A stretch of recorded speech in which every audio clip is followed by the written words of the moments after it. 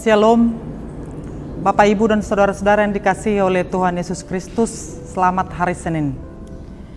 Firman Tuhan yang menjadi renungan bagi kita hari ini sesuai dengan almanak gereja kita HKBP diambil dari Mazmur pasal 119 ayat 52. Demikian firman Tuhan. Aku ingat kepada hukum-hukum-Mu yang dari dahulu kala, ya Tuhan, maka terhiburlah aku. Dalam bahasa Batak, sauhingo do akka uhummu sian narobi ale Jehovah, jadi sabama rohaku. Demikian firman Tuhan. Bapak, Ibu, dan saudara-saudara yang dikasihi oleh Tuhan Yesus Kristus, ada dua reaksi orang ketika menghadapi penderitaan. Reaksi yang pertama, penderitaan itu membuat dia menjauh dari Tuhan. Bahkan dia menyalahkan Tuhan di dalam penderitaannya dan juga menyalahkan orang lain. Sehingga dia menjadi malas berdoa, malas datang ke gereja, malas membaca firman Tuhan. Dan reaksi yang kedua, penderitaan itu justru membuat dia semakin dekat dengan Tuhan. Dia tunjukkan dengan rajin berdoa, rajin datang beribadah, rajin membaca firman Tuhan, dan imannya semakin kokoh. Saudara-saudara, pemazmur dalam nats ini memilih untuk semakin dekat kepada Tuhan ketika dia menghadapi penderitaan. Penderitaan yang dialami pemazmur di sini bukanlah karena dosa dan kejahatannya, tetapi dia menderita karena dia jauh dari Yerusalem. Dia terbuang ke Babel, ke negeri orang-orang kafir. Saudara-saudara, dalam ayat 19 dan 54 diberitahukan bahwa pemazmur merasa terasing di negeri orang-orang kafir ini, negeri orang yang tidak mengenal Tuhan. Negeri orang-orang yang selalu mengejeknya, di manakah Tuhanmu?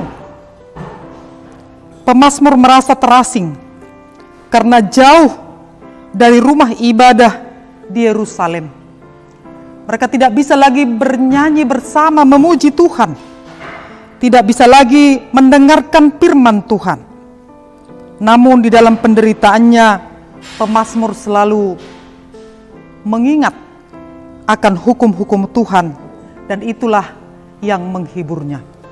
Bapak, Ibu, dan saudara-saudara yang dikasihi oleh Tuhan Yesus Kristus, pemazmur percaya bahwa Tuhan tidak pernah meninggalkannya.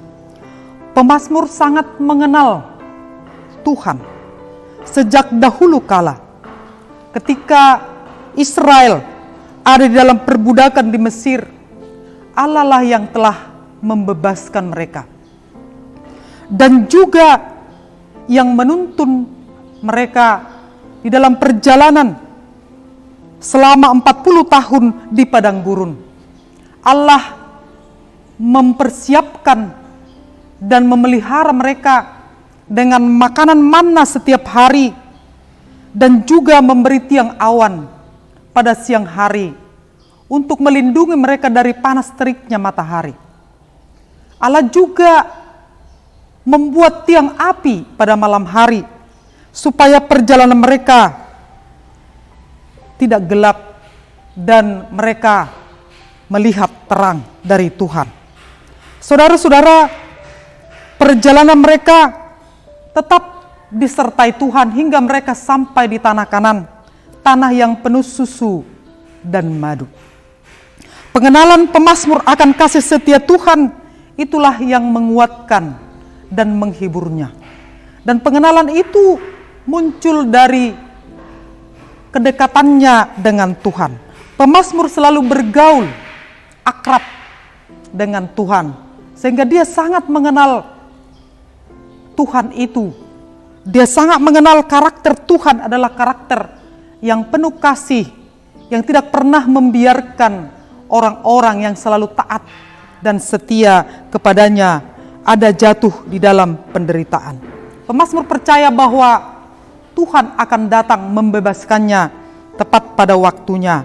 Dan memang bangsa Israel dibebaskan oleh Tuhan dari perbudakan, dari pembuangan di Babel. Bagaimanakah dengan kita, Bapak, Ibu, dan saudara-saudara yang dikasihi oleh Tuhan Yesus Kristus? Apa reaksi kita ketika Tuhan mengizinkan kita mengalami penderitaan di dalam kehidupan kita? Firman Tuhan mau mengingatkan kita supaya kita meneladani pemazmur di dalam nats ini, di dalam menghadapi penderitaan, supaya kita jangan menjauh dari Tuhan, tetapi justru semakin mendekatkan diri kita kepada Tuhan. Mau tidak mau, suka tidak suka, dalam hidup yang kita jalani, penderitaan bisa saja terjadi. Suka dan duka pasti akan kita alami silih berganti. Tetapi satu hal yang harus kita ingat dan kita percayai, bahwa Tuhan tidak pernah membiarkan kita. Sebagaimana pengalaman pemazmur sejak zaman dahulu kala, kasih setia Tuhan tidak pernah meninggalkannya. Maka seperti itulah kita, orang-orang yang telah dipilih Tuhan, orang-orang yang ditebus Tuhan, bahwa Tuhan tidak pernah membiarkan kita. Yesus Kristus, anaknya, telah diberikannya untuk kita dan rela mati untuk menyelamatkan kita. Saat ini kita sedang menghadapi pandemi virus COVID-19. Banyak penderitaan yang telah ditimbulkan oleh penyakit ini.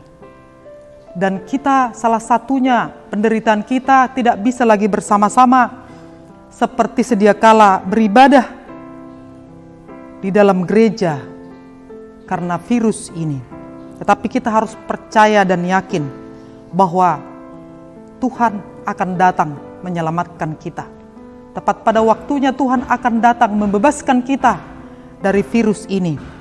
Dan janganlah menjauh dari Tuhan, tapi mari semakin mendekatkan diri kepada Tuhan, karena firman Tuhan itulah kekuatan dan penghiburan kita. Bapak, Ibu, dan saudara-saudara, Tuhanlah menguatkan dan menghibur kita semua dalam menghadapi kehidupan kita. Amin.